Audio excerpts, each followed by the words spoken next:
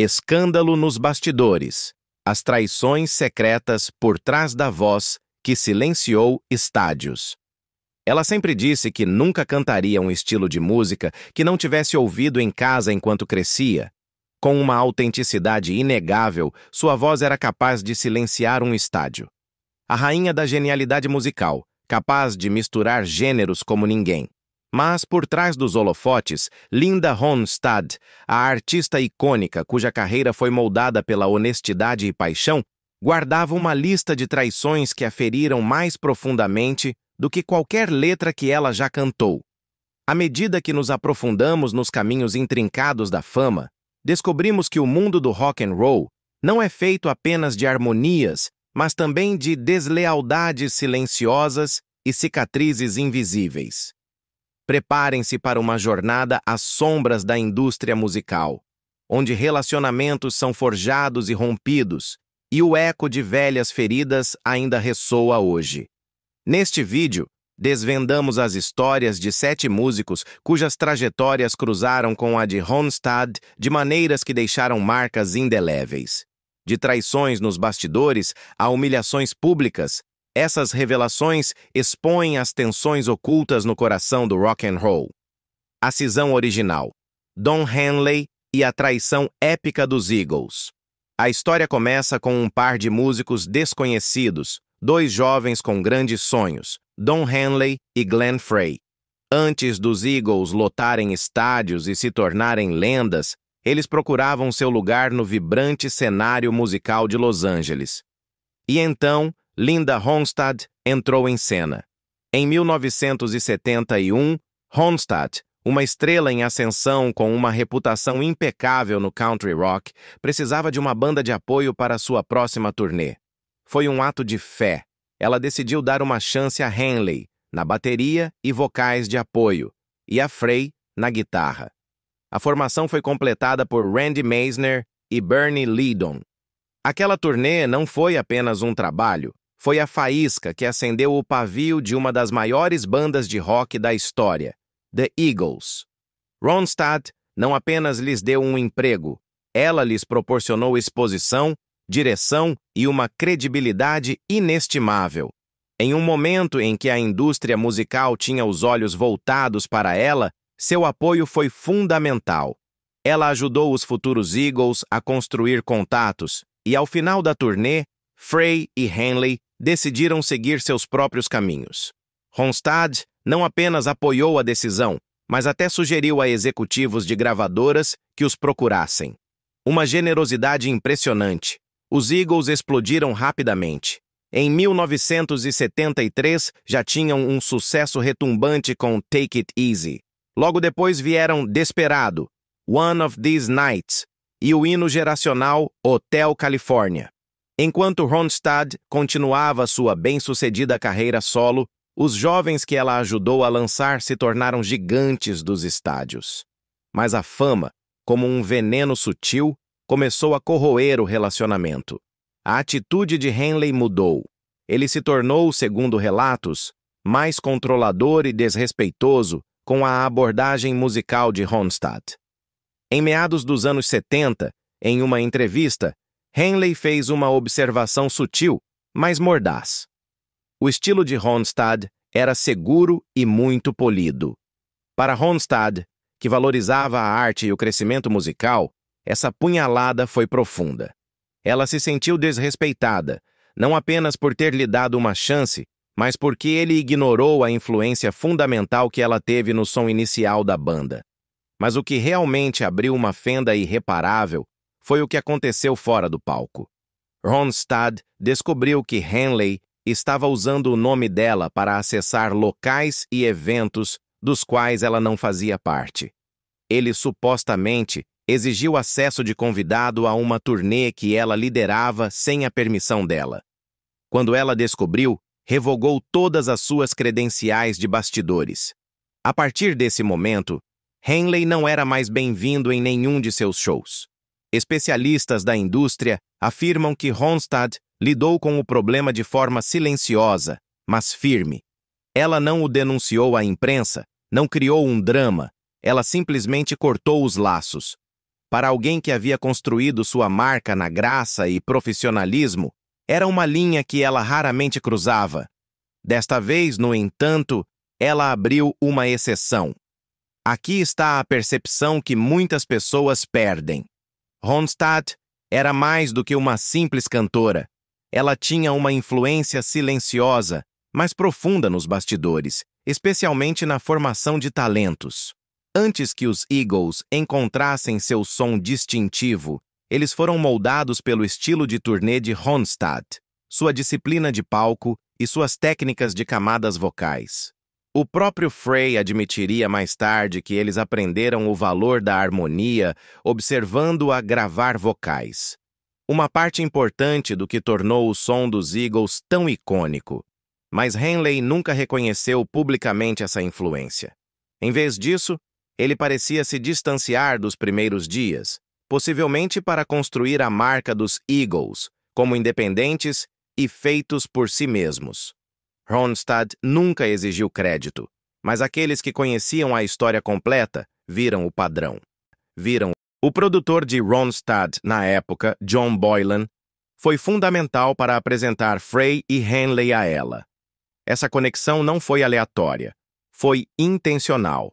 Ronstadt não foi apenas uma espectadora na formação dos Eagles, ela foi parte de seus alicerces. No entanto, a forma como Henley se separou dessa história de origem pareceu uma traição silenciosa. Após a ruptura, os dois raramente se cruzaram novamente. Ronstadt continuou a evoluir, experimentando ópera, mariachi e big band. Henley se manteve fiel à fórmula do rock clássico e seguiu uma bem-sucedida carreira solo. Ambos foram bem-sucedidos por direito próprio, mas aquela conexão inicial permaneceu não dita. A arrogância desenfreada de Jim Morrison, um golpe na alma de Linda Ronstadt. A carreira de Linda Ronstadt no mundo da música não foi um caminho fácil. Em 1968, os Stone Poneys, com seu sucesso Different Drum, a colocaram no mapa. Foi durante essa ascensão que ela conheceu Jim Morrison, o carismático e volátil vocalista do The Doors. A banda já era famosa por seus shows imprevisíveis e pelo comportamento selvagem de Morrison. Mas a fachada de gênio de Morrison escondia uma crueldade profunda que Ronstadt experimentaria em carne e osso. A arrogância de Jim Morrison nos bastidores e suas zombarias públicas a Linda Ronstadt deixaram uma cicatriz duradoura em seu relacionamento antes promissor. Escândalo nos bastidores. O impacto indelével de Jim Morrison em Linda Ronstadt. Os incidentes que aconteceram entre eles no palco, não o que estava planejado, prejudicaram suas carreiras. Agindo rapidamente, Jim Morrison foi a um show onde Linda Ronstadt era o ato de abertura. Ela estava no meio de sua apresentação quando ele saiu de trás dos bastidores, caminhou até ela e a puxou para si na frente de todos. Ele tentou beijá-la ali mesmo no palco, sem avisá-la. Foi estranho, não profissional e completamente inesperado. Ronstadt parou e parecia chocada.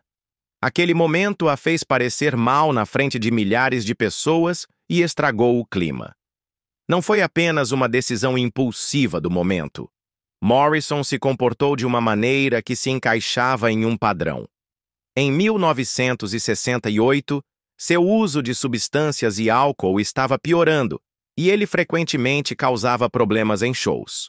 Mas este episódio foi diferente porque envolveu outra artista que se recusou a fazer parte de seu drama no palco. Morrison usou Ronstadt como um acessório em seu show, em vez de como uma amiga. Ronstadt não fez alarde nos bastidores após o show. As pessoas a conheciam por manter a calma em público, mas aqueles que a conheciam bem disseram que o que aconteceu a abalou muito.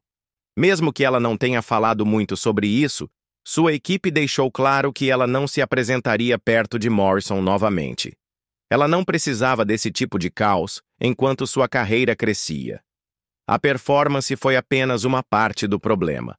Algumas semanas depois, Morrison piorou as coisas. Em uma entrevista de rádio, Ele zombou de Ronstadt, chamando-a de doce, mas sem espinha. Ele disse que a música dela não tinha fogo e que ela não se defendia. Isso foi rude e delicado ao mesmo tempo. Na época, isso veio de alguém muito mais famoso e poderoso. Os comentários se espalharam e a confiança de Ronstadt caiu, mas ela ainda não respondeu em público. De forma alguma, ela agiu dessa maneira. Em vez disso, ela continuou construindo seu catálogo e reputação, show por show. Mas ela teve o momento Morrison. E alguns dizem que isso mudou a forma como ela fazia negócios na indústria da música. A partir de então, Ronstadt se tornou mais consciente de sua presença de palco e limites pessoais. Ela se tornou mais cuidadosa ao escolher seus parceiros e evitou turnês com músicos conhecidos por agirem de forma imprudente. Este é o ponto mais importante que a maioria das pessoas não sabe. Ronstadt já estava ganhando respeito no meio dos bastidores. Gerentes e produtores a viam como mais do que apenas outra voz jovem. Eles a viam como uma profissional com perspectivas de longo prazo. Após o evento com Morrison, alguns desses insiders prestaram mais atenção a ela. Eles gostaram de como ela lidou com isso. Sem drama, apenas distância. Isso a fez se sentir bem em viver em um mundo egoísta. Enquanto isso, Morrison continuou sua espiral. Ele começou a beber demais e seus tropeços no palco pioraram. Em menos de 3 anos, ele morreu aos 27 anos. Embora ele tenha deixado uma marca na história do rock, as coisas que aconteceram com Ronstadt nos lembram que, apesar de ser brilhante, ele também era muito falho. Não foi apenas sobre o comportamento dele, foi também sobre a carreira de outra artista, porque ele cruzou linhas que não deveria ter cruzado. Ronstadt viu o evento como o começo de algo novo, não o fim do mundo. Ela continuou sem nunca focar no drama. Não surpreendentemente, ela cresceu porque era talentosa e trabalhou duro. Morrison parou rapidamente enquanto Ronstadt teve uma carreira que durou décadas, a demissão de Neil Young. Um choque de ideais no palco do ativismo. Em meados da década de 1970, Linda Ronstadt estava em seus anos de maior fama. Milhões de cópias de seus álbuns foram vendidas, e ninguém mais tinha uma voz como a dela. Ela era a única mulher no comando de uma cena de rock predominantemente masculina. Quase na mesma época, Neil Young também estava em seu auge. Seu ponto de vista político e seu estilo folk rock eram amplamente elogiados. Ambos os artistas eram admirados, embora trabalhassem em tipos de música muito diferentes. Então, quando eles se encontraram em um show beneficente de forte teor político em 1976, as coisas não saíram exatamente como planejado. Muitos músicos que compareceram ao evento eram também ativistas que lutavam pelos direitos dos trabalhadores rurais. Linda Ronstadt se juntou ao elenco ao lado de grandes nomes como Neil Young. Já que ela sempre defendeu causas como essas, parecia uma forte mistura de vozes no papel, mas nos bastidores as coisas rapidamente azedaram. Young tinha ideias fortes sobre como a música de protesto deveria soar. Áspera, urgente e emocionalmente crua. Ronstadt não tinha a imagem que ele procurava, pois sua performance era muito polida e seu som estava pronto para o rádio. Nos bastidores, ele a dispensou sem rodeios. Deixou claro que não gostava do estilo dela para o evento e não ouvia suas sugestões durante os ensaios. Pessoas que estavam lá disseram que ele comentou que a música dela era muito comercial e muito limpa para um espaço de protesto. Isso foi mais do que apenas uma diferença de gosto. Parecia um ataque pessoal. Ronstadt ficou chocada, pois era conhecida por seu trabalho árduo e seu respeito por outros artistas. Ela não estava ali para ser questionada em público. Ela estava ali para apoiar uma causa que lhe importava. O silêncio de Ronstadt. Como Neil Young e Frank Zappa deixaram sua marca indelével. Com o coração pesado, mas mantendo a postura profissional. Foi assim que Linda Ronstadt deixou o palco naquela noite. Era a segunda vez que dividia o palco com Neil Young, mas desta vez a experiência deixou um gosto amargo. Embora o incidente não tenha dominado as manchetes na época, o impacto em suas carreiras foi palpável, ainda que silencioso. Anos depois, a voz da indústria sussurrou. Ronstadt havia discretamente parado de trabalhar em projetos com Young. Embora nunca tenha falado publicamente sobre isso, em entrevistas posteriores, ela deu a entender que, às vezes, músicos masculinos haviam julgado sua sinceridade de forma equivocada. Young, por outro lado, continuou seu caminho de canções políticas sem filtros, provavelmente vendo o episódio como apenas mais um percalço em uma longa carreira repleta de opiniões fortes e conflitos criativos. Ele não costumava falar em público, no entanto, com o tempo, até mesmo os fãs de Ronstadt concordaram que o tratamento que ela recebeu naquela noite parecia mais uma questão de controle do que de música. O contexto e o conflito eram singulares. Ronstadt e Young lutavam pela mesma causa, mas com abordagens diametralmente opostas. Ele buscava o áspero e o urgente, ela, a clareza e o alcance. Ronstadt talvez polisse o som da música de protesto, mas essa mesma polidez garantia-lhe uma maior difusão no rádio e nas lojas de discos. Ela tinha uma plataforma capaz de mover as massas sem a necessidade de gritos. O que muitos não sabem é que Ronstadt não apenas foi embora, ela se transformou. A partir daquele momento, ela se tornou mais seletiva com os eventos políticos dos quais participava, garantindo que não apenas a causa, mas também a energia, estivessem alinhadas com seus valores. Ela começou a financiar o ativismo nos bastidores, usando seu sucesso para inspirar outros, sem o risco de ser julgada novamente no palco. Essa decisão ditou o tom de uma segunda fase de sua carreira, menos frenética, mas igualmente influente. Nessa história, a questão não é quem estava certo. Ambos tinham ideias muito diferentes sobre como alcançar o mesmo objetivo, e às vezes, ter um objetivo em comum não é suficiente para agradar a todos. Ronstadt viu aquele show beneficente de 1976 como um ponto de virada pelo que revelou, e não pelo que foi dito em voz alta. Nem todo mundo segue o mesmo caminho ou trata outros viajantes com o mesmo nível de cortesia, mesmo quando trabalham pela mesma causa. Aquela noite com Neil Young se tornou mais do que uma memória dolorosa.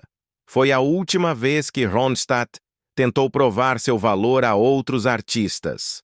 Ela já havia feito isso com discos de ouro, shows esgotados e um legado que perduraria por décadas, transcendendo uma única apresentação. A humilhação no estúdio, quando Frank Zappa silenciou a voz de Linda Ronstadt. No vibrante mundo do rock dos anos 70, Frank Zappa se destacava por ser ousado, experimental e sem filtros. Ele não se importava muito com o apelo mainstream. Era um perfeccionista que seguia sua própria visão musical, estranha e complexa. Então, quando Linda Ronstadt, uma das artistas femininas de maior sucesso comercial da época, entrou em seu estúdio em 1974, o resultado não foi magia criativa. Foi um desastre. O plano era simples no papel. Ronstadt estava interessada em explorar novos sons e expandir seus limites musicais. Zappa procurava vocalistas para um projeto que misturava rock, jazz e elementos de vanguarda. Em algum nível, parecia uma combinação ousada e emocionante. Ela tinha a voz. Ele tinha as ideias. Mas o que aconteceu dentro do estúdio mostrou o quão distantes seus mundos realmente eram. Desde o início, Zappa tratou a sessão mais como um teste do que como uma colaboração. Ele comandava com mão de ferro. Esperava-se que os músicos seguissem sua liderança sem questionar. Quando Ronstadt ofereceu contribuições criativas, sugerindo mudanças vocais ou ideias de fraseado, Zappa, segundo relatos, riu dela. Não em particular, não gentilmente, mas na frente da banda. Um técnico de estúdio lembrou mais tarde o quão desconfortável a situação ficou. Zappa zombou do tom dela e insinuou que ela não entendia arranjos complexos. Ronstadt não foi apenas ignorada, ela foi diminuída, e não porque lhe faltasse habilidade. Em 1974, ela já havia provado seu valor com discos de platina e turnês esgotadas. Mas nada disso parecia importar no estúdio de Zappa. Seu estilo não deixava espaço para o respeito mútuo. Em vez de construírem algo juntos, ele a fez sentir que não pertencia. Ela saiu antes que a sessão terminasse. Sem anúncio, sem confrontação, apenas silêncio. Esse silêncio se estendeu por anos. Os dois nunca mais trabalharam juntos, e as fitas daquela sessão foram arquivadas. Nada de sua breve interação chegou ao público. O que adiciona uma camada interessante é o que Zappa disse depois em círculos privados. Ele teria visto a experiência como uma prova de que artistas pop não conseguiam lidar com música séria. Mas esse ponto de vista ignorava uma verdade maior. Controle criativo não é o mesmo que química criativa. Ronstadt não precisava dominar o estilo de Zappa. Ela só precisava ser tratada como uma igual. E foi aí que a sessão realmente falhou. Zappa não estava apenas empurrando limites musicais. Ele estava empurrando os limites do respeito. O renascimento de Ronstadt. Como a arrogância criativa moldou seu legado. Para Linda Ronstadt, a sessão fracassada com Frank Zappa foi um despertar. Um lembrete brutal de que Zappa não estava apenas empurrando os limites musicais, mas também afastando qualquer um que não se encaixasse em seu sistema rígido. Ronstadt retornou à sua zona de conforto, mas com uma diferença crucial. Assumiu um controle muito maior sobre seus próprios espaços de estúdio. Ela se tornou conhecida por liderar sessões com profissionalismo e abertura, um contraste direto com o que havia experimentado com Zappa. Aqui está um detalhe novo que raramente é mencionado. Aquela sessão falha, na verdade, impulsionou Ronstadt a assumir mais riscos posteriormente, mas em seus próprios termos. Dentro de alguns anos, ela se aventurou na música de big band, mariachi e crossovers de country rock. Todas essas mudanças foram decisões dela. Não se tratava apenas de se reinventar. Ela estava deixando claro que a criatividade podia ser ousada sem ser cruel. Zappa, enquanto isso, continuou construindo seu legado único. Ele trabalhou com outros vocalistas que se encaixavam melhor em seu ambiente intenso. Ele fez grandes discos, mas também queimou pontes. Sua atitude manteve seu trabalho afiado, mas também limitou o número de artistas que poderiam colaborar confortavelmente com ele. Então, embora aquela sessão nunca tenha produzido um sucesso, ela se tornou um momento definidor. Apenas não do tipo que a maioria das pessoas ouve falar. Ela mostrou o custo da arrogância criativa e lembrou a Ronstadt e a quem observava que ser um gênio não desculpa tratar os outros mal. Ronstadt não perdeu nada ao ir embora. Na verdade, ela ganhou algo mais forte, clareza sobre como queria trabalhar, em quem confiava no estúdio e que tipo de energia ela não toleraria mais. A colaboração com Zappa nunca virou manchete, mas a moldou nos bastidores. Ela não precisava se encaixar no mundo dele.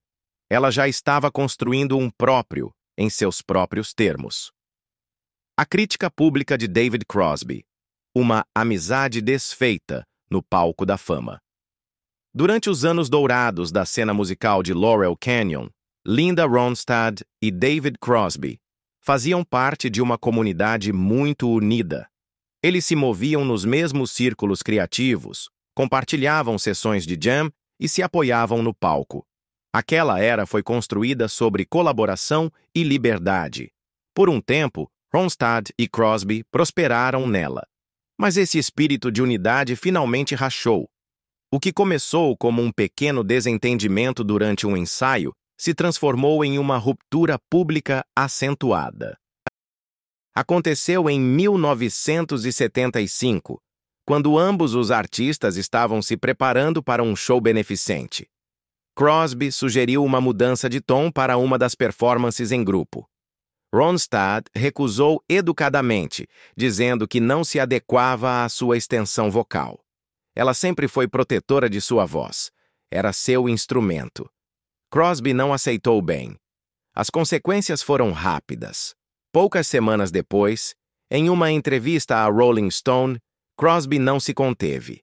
Ele desdenhou de toda a carreira de Ronstadt, chamando-a de fabricada e acusando-a de ser um produto de engenharia de estúdio em vez de talento real. Para alguém tão respeitado como Crosby, isso não foi apenas um comentário, foi um golpe prejudicial à sua credibilidade. Ronstadt ficou chocada. Ela havia trabalhado duro para conquistar seu lugar na música. Seu sucesso não lhe foi dado de bandeja. Ela fazia turnês constantemente, gravava com os melhores e corria riscos que a maioria dos artistas pop evitava. A observação de Crosby a atingiu profundamente porque veio de alguém em quem ela um dia confiou. Após aquela entrevista, ela discretamente cortou os laços. Parou de ouvir o trabalho dele, o removeu de suas playlists e manteve o nome dele fora das listas de convidados e ideias de projetos. Não foi apenas uma reação a um insulto, foi um limite. Ela estava traçando uma linha entre a história pessoal e o respeito profissional. O que a maioria das pessoas não sabe é que Ronstadt não apenas bloqueou Crosby socialmente. Ela também se retirou de uma sessão de estúdio planejada com um grupo de músicos de Laurel Canyon que o incluiria. Sua decisão levou os produtores a reformular a formação completamente. Aquela sessão teria incluído vocais de harmonia para um álbum que mais tarde se tornou um sucesso sem ela. Sua ausência foi notada. Enquanto isso, os comentários de Crosby o acompanharam. Outros músicos o criticaram por atacar um colega artista na imprensa. Alguns disseram que fazia parte de um padrão. Crosby tinha a reputação de ser franco, mas também de ser difícil. Seu uso de substâncias na época só piorou as coisas.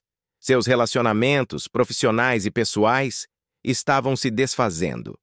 Ronstadt seguiu em frente. Ela se concentrou em refinar seu som, explorar diferentes gêneros e expandir sua influência. Em poucos anos, ela havia feito a transição para trabalhar com música clássica e latina, provando que sua voz era tudo menos fabricada. Cada movimento que ela fez após o incidente com Crosby adicionou mais peso à sua arte. Ela não respondeu publicamente. Ela não precisava.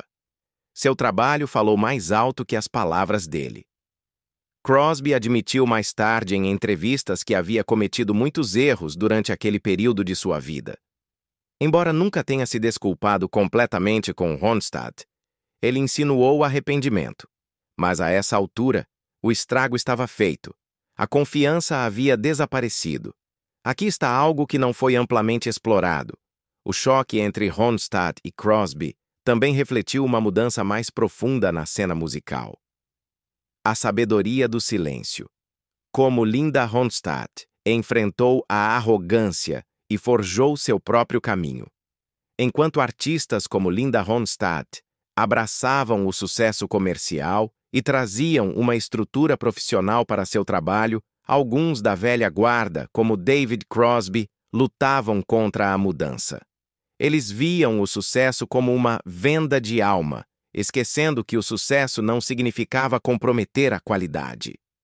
Ronstadt não estava perseguindo a fama, ela estava evoluindo.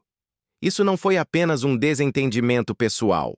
Foi um símbolo da crescente divisão entre duas versões da indústria musical, uma enraizada no idealismo, a outra na sustentabilidade.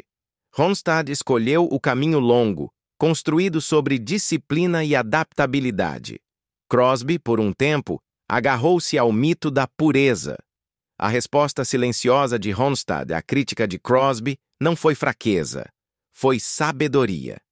Ela sabia que a melhor resposta era continuar criando, e foi exatamente isso que ela fez.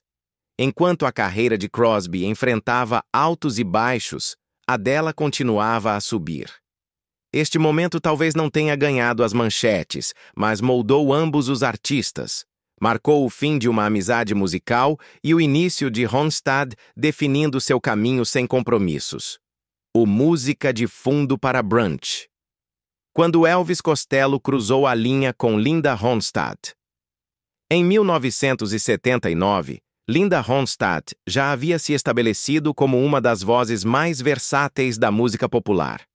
Ela transitava entre gêneros com facilidade: country, rock, pop e baladas, conquistando o respeito de fãs e colegas músicos. Mas nem todos apreciavam seu som polido. Elvis Costello, uma figura em ascensão nas cenas punk e new wave, deixou isso dolorosamente claro durante um momento constrangedor em Cleveland. O cenário era um grande festival onde Ronstadt era uma das atrações principais. Ela acabara de terminar um show poderoso, mas nos bastidores, Costello desdenhou de sua performance para repórteres, chamando-a de música de fundo para o brunch. A observação não foi apenas desnecessária, foi uma alfinetada calculada. Costello representava a ponta crua e rebelde do punk. Ronstadt, com sua voz refinada e sucesso de crossover, não se encaixava nesse molde. Para Costello, ela fazia parte do establishment que ele queria derrubar. Ronstadt tomou conhecimento do comentário e decidiu confrontá-lo. Quando ela se aproximou dele nos bastidores, Costello, segundo relatos, dobrou a aposta, proferindo outro insulto antes de ir embora. Ele não se explicou nem pediu desculpas. Para Ronstadt, que já havia lidado com críticas antes, esta a atingiu mais porque veio de um colega artista durante um evento compartilhado. Foi desrespeito, puro e simples. Mas a história não terminou aí. O que não é frequentemente discutido é o que veio a seguir. Aquele momento impulsionou Ronstadt a reconsiderar os limites da comunidade artística. Por muito tempo, ela havia sido uma defensora da colaboração aberta, acolhendo diferentes vozes, mesmo de gêneros opostos. Mas este incidente a tornou mais cautelosa. Ela começou a recusar eventos onde artistas confrontadores estivessem presentes. Não era medo, era estratégia. Ela queria proteger sua paz e focar na música. Enquanto isso, os comentários de Costello o seguiram por anos. Embora ele tenha construído uma carreira de sucesso, ele ganhou a reputação de ter uma língua afiada e uma atitude desdenhosa em relação a artistas que não correspondiam aos seus ideais. Essa imagem o acompanhou durante a primeira parte da década de 1980. Em entrevistas posteriores, ele tentou explicar seu eu mais jovem como imaturo e excessivamente crítico. Mas o dano daquele insulto de Cleveland perdurou. Nos bastidores, a equipe de Ronstadt debateu a emissão de uma resposta pública. No final, eles escolheram o silêncio. Ronstadt não abordou o assunto em entrevistas, não comentou em encartes de álbuns e não revidou os ataques. Em vez disso, ela se concentrou em seu trabalho. Ela gravou um álbum de música tradicional mexicana logo depois, quebrando o ciclo pop típico e provando que sua visão musical era sempre sua. Essa atitude lhe rendeu tanto elogios da crítica quanto novas audiências, muitas das quais a respeitaram por correr riscos que outros não correriam. Uma percepção frequentemente perdida nesta história é que a capacidade de Ronstadt de ignorar os ataques públicos sem se envolver em brigas era rara em uma indústria construída sobre egos. Ela mostrou que o profissionalismo podia ser mais alto que uma resposta. Enquanto outros artistas brigavam nas manchetes, ela construía uma carreira que resistiu ao teste do tempo. Isso não é apenas caráter, isso é poder. Anos depois, Costello suavizou sua postura em relação a muitos artistas que ele havia criticado. Embora ele nunca tenha emitido um pedido de desculpas direto a Ronstadt, ele reconheceu que sua carreira inicial foi marcada pela arrogância. Ainda assim, o incidente em Cleveland permaneceu uma nota de rodapé que definiu o tipo de respeito, ou a falta dele, que existia entre dois cantos muito diferentes do mundo da música. Isso não foi apenas um comentário rude em um festival. Foi um momento que destacou a guerra cultural entre a arte polida e a rebelião punk. Ronstadt se tornou um símbolo de como responder às críticas sem sacrificar a dignidade. Ela não precisava lutar publicamente. Seu próximo álbum fez isso por ela. E é isso que torna este momento mais importante do que as pessoas percebem. Ele mostrou o contraste entre o ruído e o legado e a escolha de Ronstadt de construir o último, o duelo silencioso no estúdio. Quando a visão entrou em colisão entre Linda Ronstadt e Paul Simon. Em 1982, o mundo da música fervilhava com a ideia de uma colaboração entre dois artistas icônicos, Linda Ronstadt e Paul Simon. Ronstadt, com sua voz poderosa e estilo eclético, e Simon, conhecido por sua composição única e letras poéticas, pareciam uma combinação feita no paraíso musical. Fãs aguardavam ansiosamente o que prometia ser um dueto memorável, mas o que deveria ter sido uma parceria harmoniosa rapidamente azedou. A história começa no estúdio de gravação. Simon, famoso por seu perfeccionismo, estava fortemente envolvido no processo criativo. Seu desejo de controlar cada detalhe rapidamente se tornou aparente. Ronstadt, conhecida por sua própria forte visão musical, encontrou-se em desacordo com as constantes críticas de Simon. Cada sugestão que ela fazia era recebida com resistência, e seu método de dirigir a sessão parecia mais microgerenciamento do que colaboração. O que deveria ter sido um esforço conjunto emocionante tornou-se, em vez disso, uma situação estressante e desconfortável para Ronstadt. A sessão de gravação foi longa e cheia de tensão. Simon, determinado a manter o controle, pressionou Ronstadt a ajustar seu estilo natural para se encaixar em sua visão específica. Ronstadt, que sempre valorizou sua independência e contribuição criativa, começou a se sentir sufocada. Não era apenas sobre a música, era sobre respeito. Para Ronstadt, isso não era apenas um desacordo artístico, era uma questão de dignidade. O que deveria ter sido uma experiência divertida e colaborativa transformou-se em algo muito mais desconfortável.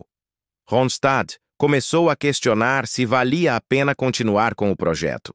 O crescente atrito no estúdio deixou claro que essa colaboração não funcionaria.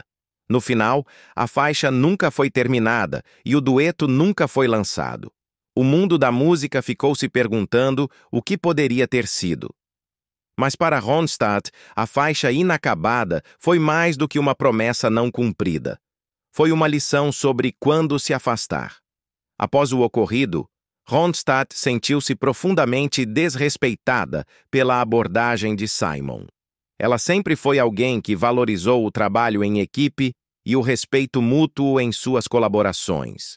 O comportamento controlador de Simon, juntamente com sua incapacidade de reconhecer sua contribuição criativa, contrastava diretamente com o que ela acreditava como artista. Para Ronstadt, a experiência foi um sinal claro de que ela não trabalharia com Simon novamente, por mais tentadora que fosse a oportunidade. Este incidente foi um ponto de virada para Ronstadt, não apenas em sua carreira, mas em sua compreensão da indústria da música. Ela já havia passado por inúmeras colaborações com artistas que respeitavam sua voz e visão. Mas isso foi diferente. A fria dispensa de Paul Simon foi um lembrete do delicado equilíbrio entre a colaboração artística e a integridade pessoal. Um detalhe frequentemente esquecido é que essa colaboração fracassada destacou um tema recorrente na carreira de Ronstadt: sua capacidade de se afastar de situações que não a serviam. Ela não precisava se envolver em discussões públicas ou divulgar uma declaração sobre o comportamento de Simon. Em vez disso, ela simplesmente optou por se retirar da situação e seguir em frente com sua carreira, confiante em suas próprias habilidades. Foi uma força silenciosa, do tipo que não exigia confronto para provar seu ponto. Simon, por outro lado, continuou desfrutando do sucesso, mas sua reputação como um artista difícil e controlador tornou-se mais amplamente reconhecida. Para muitos, seu comportamento durante a colaboração com Ronstadt foi apenas mais um exemplo de seu notório perfeccionismo. Mas para Ronstadt, serviu como um lembrete de seu valor como artista e seu direito de ser respeitada em cada colaboração. O dueto nunca lançado entre Paul Simon e Linda Ronstadt serve como um conto de advertência no mundo da música. É um lembrete de que a colaboração artística é mais do que apenas talento. É sobre respeito mútuo, liberdade criativa e saber quando se afastar de um projeto que não te serve mais. Para Ronstadt, essa experiência fortaleceu sua determinação de trabalhar apenas com aqueles que reconhecessem seu valor e a tratassem como uma igual.